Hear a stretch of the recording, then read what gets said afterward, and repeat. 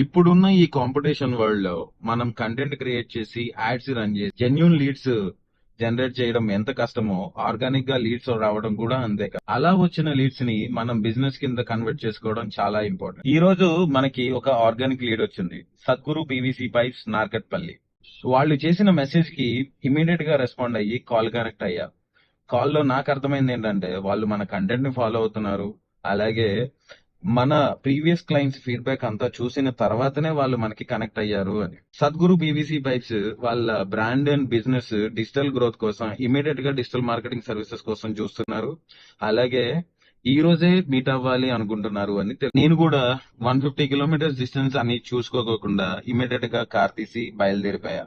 బట్టి వచ్చిన lead organic గా పెయిడా అని చూసుకోకుండా, డిస్టెన్స్ దూరమా దగ్గర అని చూసుకోకుండా, మన ఫీజిబిలిటీ ఉందా లేదా అని చూడకోకుండా రెస్పాండ్ అయ్యి మీట్ అయితేనే ప్రతి లీడ్ బిజినెస్ కింద కన్వర్ట్ అవుతుంది అని నేను నమ్ముతాను.